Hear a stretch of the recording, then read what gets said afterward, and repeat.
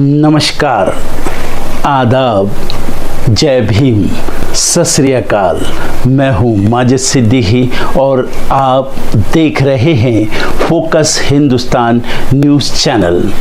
आज की ख़ास खबरें सब्सक्राइब करें, लाइक करें, शेयर करें। फिर आऊँगा एक ताज़ा खबर को लेकर माजिद सिद्दीकी।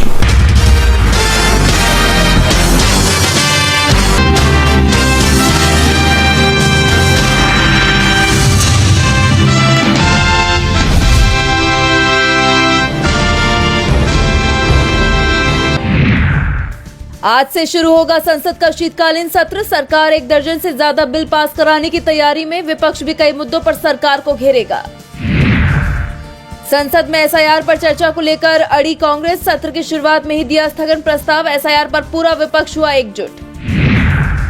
संसद के शीत सत्र के पहले दिन फाइनेंस से जुड़े 9 बिल लेकर आ रही है सरकार। इंश्योरेंस से तंबाकू तक संसद में आएंगे 9 फाइनेंस बिल। तेलंगाना के मुख्यमंत्री रेवंत रेड्डी का बड़ा बयान। बोले, तेलंगाना का मुकाबला चीन, सिंगापुर से, आंध्र से नहीं। 2047 तक राज्य को $3 ट्रिलियन की अर्थव्यवस्था बनाने का तय किया लक्ष्य। केंद्र सरकार पर भड़के तमिलनाडु के सीएम एमके स्टालिन। बोले, नाम बदलने से ज्यादा जरूरी मानसिकता में बदलाव। राजभवनों का नाम बदलकर लोक भवन करने की तैयारी में है केंद्र सरकार। चुनाव आयोग ने सुप्रीम कोर्ट में दाखिल किया हलफनामा। कहा, मतदाता पंजीकरण से पहले नागरिकता जांचना संवैधानिक अधिकार। लोकसभा महासचिव उत्पल सिंह का बढ़ा कार्यकाल। अगले आदेश तक उत्पल सिंह लोकसभा के महासचिव। पिछले वर्ष भी दिया गया था सेवा विस्तार। पीओके के आतंकी लॉन्च पैड से फिर कश्मीर को सुलगाने की तैयारी। बीएसएफ ने दी चेतावनी। कहा, हर साजिश को कुचल देंगे। बांग्लादेश के साथ भारत के तनावपूर्ण रिश्ते पर नौसेना प्रमुख एडमिरल दिनेश त्रिपाठी का बड़ा बयान। बोले, बांग्लादेश में चुनाव बाकी है, हमें इंतजार करना होगा। दोनों देशों के बीच रिश्ते सुधरने की जताई उम्मीद। भारत में कमजोर पड़ा चक्रवात दितवा, लेकिन अलर्ट अब भी जारी। पुडुचेरी में तेज हवाओं के साथ हुई बारिश। भारत का बचाव अभियान तेज। बांग्लादेश की पूर्व पीएम शेख हसीना की बढ़ी मुश्किल। आयोग ने 16 साल पुराने मामले में ठहराया दोषी। भारत का भी जिक्र किया। 2009 में 2 दिन के बीडीआर विद्रोह में 74 लोगों की गई थी जान। पूर्व पीएम इमरान खान की पार्टी को एक और बड़ा झटका देने की तैयारी में शहबाज सरकार। खैबर पख्तूनख्वा में गवर्नर शासन की तैयारी। इमरान की रिहाई समेत कई मुद्दों पर पीटीआई की पाक सेना और सरकार के साथ ठनी। मेरी पार्टनर शिवोना आधी भारतीय, एक बेटे का नाम शेखर। पॉडकास्ट में एलन मस्क का खुलासा। संघर्ष रोकने का सुनहरा मौका। खून खराबा रोकना जरूरी। यूक्रेनी प्रतिनिधिमंडल से वार्ता के बीच बोले डोनाल्ड ट्रंप। पाकिस्तान के काबुल के सिर फोड़ा तनाव का ठीकरा। विदेश मंत्री इशाक डार ने कहा, 2 गुटों में बढ़ चुका है अफगान तालिबान। इसके चलते तालिबान सरकार का रुख साफ नहीं। 3 से 5 दिसंबर तक चलेगी आरबीआई की मॉनेटरी पॉलिसी कमेटी की मीटिंग। 0.25% घट सकती है ब्याज दर। लोन सस्ते होंगे और ईएमआई भी घट सकती है। रिकॉर्ड उच्च स्तर छू सकती है सोने की कीमतें। फेड प्रमुख के भाषण और आरबीआई की नीति पर निवेशकों की नजर। घरेलू बाजार में रुपए की कमजोरी और स्थानीय मांग सोने की कीमतों को दे रही है सहारा। 50% अमेरिकी टैरिफ से भारतीय निर्यात को नुकसान। ग्लोबल ट्रेड रिसर्च इनिशिएटिव का दावा। 5 महीनों में 28.5% की गिरावट। भारतीय व्यापार जगत की बढ़ी चिंता। 31 दिसंबर 2025 तक है लेट फीस के साथ आईटीआर फाइल करने का आखिरी मौका। 5 लाख तक की इनकम वालों के लिए 1000, जबकि बाकियों के लिए 5000 लेट फीस। आईटीआर फाइल नहीं करने पर मिल सकता है इनकम टैक्स का नोटिस। डालमिया सीमेंट को तमिलनाडु के सेल्स टैक्स डिपार्टमेंट का 266 करोड़ का टैक्स नोटिस मिला। साल 2019 से 20 और 2022 से 23 से जुड़ा है मामला। कंपनी बोली, इससे कोई परेशानी नहीं होगी।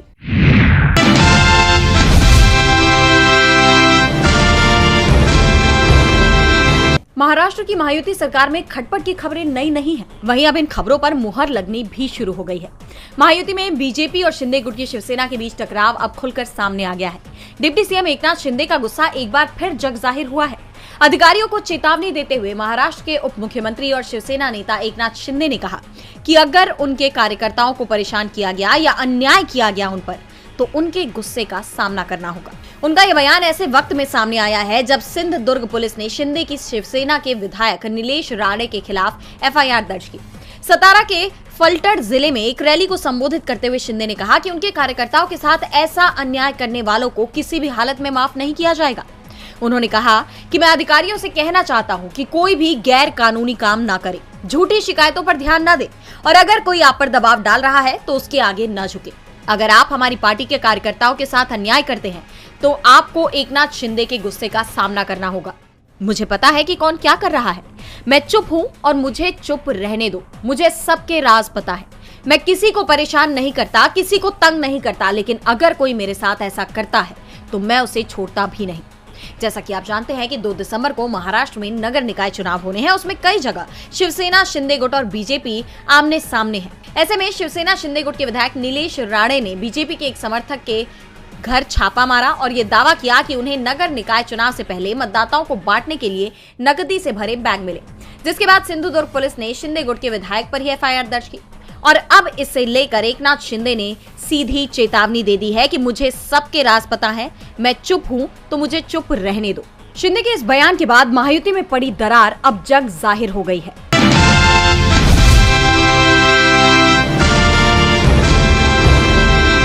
हर नया महीना कई बड़े फाइनेंशियल बदलाव को लेकर आता है और 1 दिसंबर की शुरुआत भी कई बड़े बदलाव के साथ होने वाली है, जिसका असर घर की रसोई से पेंशनर्स तक पर देखने को मिलेगा। जहां एक तरफ oil marketing company LPG cylinder की कीमतों में संशोधन करके नए रेट्स जारी कर सकती है, तो वहीं हवाई ईंधन के दाम में भी बदलाव हो सकते हैं। इन बदलावों में एलपीजी गैस सिलेंडर के दामों में बदलाव शामिल है। नवंबर में एलपीजी गैस सिलेंडर की कीमतों में 6.50 रुपए की कटौती की गई। वहीं साल के आखिरी महीने में भी एलपीजी गैस की कीमतों में बदलाव देखने को मिल सकता है। वहीं दूसरा बदलाव एटीएफ की कीमतों में है। एटीएफ यानी एयर ट्राइबन फ्यूल के नए दामों में बदलाव देखने को मिल सकता है, जिसका सीधा असर हवाई यात्रा करने वाले यात्रियों की जेब पर पड़ेगा। बात करें तीसरे बदलाव की तो यूपीएस एनपीएस की डेडलाइन को लेकर है। यूपीएस यानी यूनिफाइड पेंशन स्कीम की डेडलाइन बीते 30 सितंबर से बढ़ाकर 30 नवंबर निर्धारित कर दी गई थी और अब अगर डेडलाइन नहीं बढ़ाई गई तो 1 दिसंबर को सरकारी कर्मचारी इस स्कीम को नहीं चुन पाएंगे। चौथे बदलाव की बात करें तो चौथा बदलाव सीनियर सिटीजन की पेंशन से जुड़ा हुआ है। पेंशन को लगातार जारी रखने के लिए लाइफ सर्टिफिकेट जमा करने का आज आखिरी मौका है, क्योंकि उसकी डेडलाइन 30 नवंबर तक तय कर दी गई थी। अगर इसकी अंतिम तिथि नहीं बढ़ाई गई तो फिर पेंशन में रुकावट आ सकती है। वहीं अगला बदलाव टैक्स से जुड़े नियमों में है। अगर अक्टूबर महीने में आपकी टीडीएस में कटौती हुई है तो फिर सेक्शन 194IA, 194IB, 194M और 194S के तहत स्टेटमेंट जमा करने का आखिरी मौका है। 1 दिसंबर के बाद ये काम नहीं हो पाएगा। जिन टैक्स पेयर को सेक्शन 92E के तहत रिपोर्ट जमा करनी है, उनके लिए आयकर विभाग की तरफ से इसकी आखिरी तारीख 30 नवंबर तय की गई थी। वहीं इस बार बैंकों में भी बम्पर हॉलिडे रहने वाला है।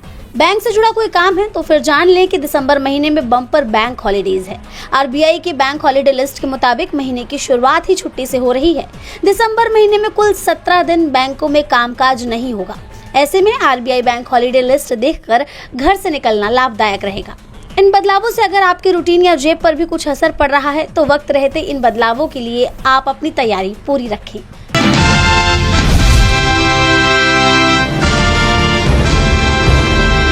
भारत में भूकंप जोखिम को लेकर सबसे बड़ा साइंटिफिक रेवोल्यूशन करते हुए ब्यूरो ऑफ इंडियन स्टैंडर्ड्स यानी BIS ने नया अर्थक्वेक डिजाइन कोड और अपडेटेड भूकंपीय जोनेशन मैप जारी किया है। इस सिस्मिक जोनेशन मैप ने एक तरह से पूरे देश को हिलाकर रख दिया है। सिस्मिक जोनेशन मैप सरल शब्दों में समझें तो ये देश को भूकंप के खतरे के आधार पर 4 मुख्य जोनों में बांटता है। जोन 2 यानी कम खतरा, जोन 3 यानी मध्यम खतरा, जोन 4 यानी उच्च स्तरीय खतरा और जोन 5 यानी बहुत उच्च खतरा। और अब नया जोन 6 यानी अल्ट्रा हाई जोड़ा गया है। ये मैप पी ग्राउंड एक्सेलरेशन यानी PGA पर आधारित है, जो जमीन के हिलने की तीव्रता को ग्रेविटी के प्रतिशत में मापता है। इस बार के सिस्मिक जोनेशन मैप के मुताबिक हिमालय की पूरी श्रृंखला कश्मीर से अरुणाचल प्रदेश तक अब सबसे ऊंचे खतरे वाले जोन 6 में आ गई है।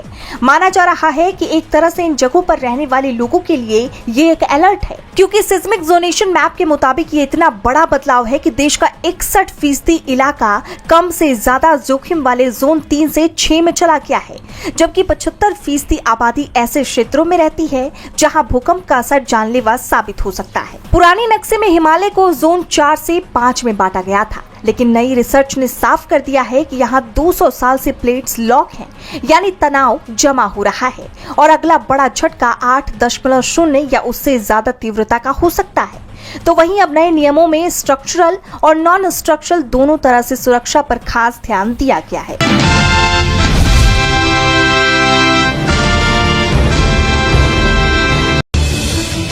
उत्तर प्रदेश के फिरोजाबाद जिले में पत्थर के चूरे से आटा बनाकर बेचने वाली एक फैक्ट्री का भंडाफोड़ किया गया है।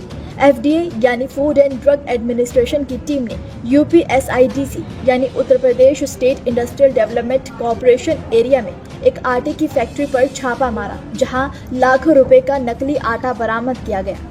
दरअसल शनिवार देर रात फिरोजाबाद सहायक खाद्य आयुक्त को सूचना मिली थी कि ब्रह्मलाल ट्रेडर्स आटा फैक्ट्री में घोर मिलावट की जा रही है। इसके बाद खाद्य विभाग की टीम ने फैक्ट्री पर छापा मारा तो सफेद पाउडर सेलखड़ी की बोरियां बरामद हुई। बता दें कि सेलखड़ी एक मुलायम सफेद और हल्के भूरे रंग का पत्थर है, जिसे पीसकर पाउडर के रूप में इस्तेमाल किया जाता है। जांच में पता चला कि इसी सेलखड़ी के पाउडर से आटा तैयार कर लोगों को बेचा जा रहा था। खाद्य विभाग की टीम ने जब ब्रह्मलाल ट्रेडर्स के मालिक संजय गुप्ता से इस मामले पर पूछताछ की तो वो कोई जवाब नहीं दे सका। छापेमारी के दौरान 30 क्विंटल आटा, 750 क्विंटल गेहूं और 7 बोरे सफेद खेलखड़ी पाउडर जब्त किया गया। जब्त किए गए माल की कीमत करीब 20 लाख रुपए बताई जा रही है। इस कार्रवाई के दौरान लखनऊ मुख्यालय से संयुक्त आयुक्त हरिशंकर सिंह और मंडलीय सहायक आयुक्त शहनवाज आबिदी लगातार दिशा निर्देश देते रहे। इस बड़ी कार्रवाई के बाद फिरोजाबाद जिले के थाना उत्तर में फैक्ट्री संचालक संजय गुप्ता के खिलाफ FIR दर्ज कराई गई है। इसी दौरान मीडिया टीम भी मौके पर पहुंच गई और भीड़ का फायदा उठाकर फैक्ट्री मालिक संजय गुप्ता फरार हो गया। खाद्य सुरक्षा प्रशासन को कुछ दिन पहले शिकायत मिल रही थी कि ब्रह्मलाल आटा फैक्ट्री में खराब गेहूं और चावल का आटा तैयार कर उसमें सफेदी लाने के लिए पाउडर मिला रहा है।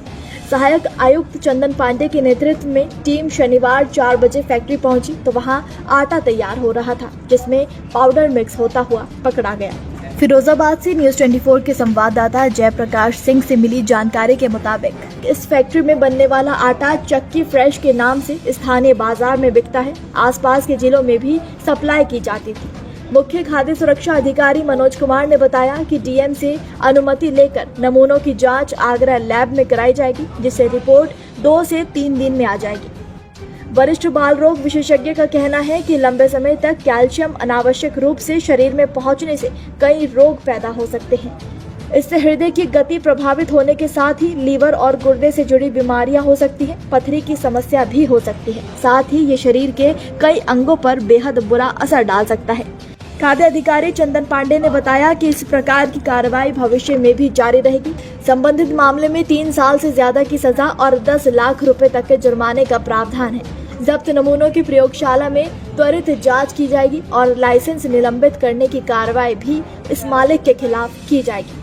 लेकिन अब सवाल है कि आखिर हम बाजार में मिलने वाले आटे की पहचान कैसे करें कि वो नकली है या असली। इसके लिए आप कुछ तरीकों से जांच कर सकते हैं और पता लगा सकते हैं कि कहीं आप भी तो नकली आटा नहीं खा रहे।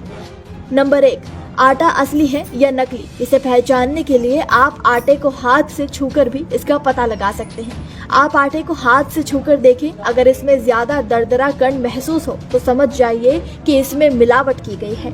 नंबर 2, आटे की पहचान करने के लिए आप नींबू का इस्तेमाल भी कर सकते हैं। आप एक कटोरी में आटा लें और उसमें नींबू के रस की कुछ बूंदें डालें।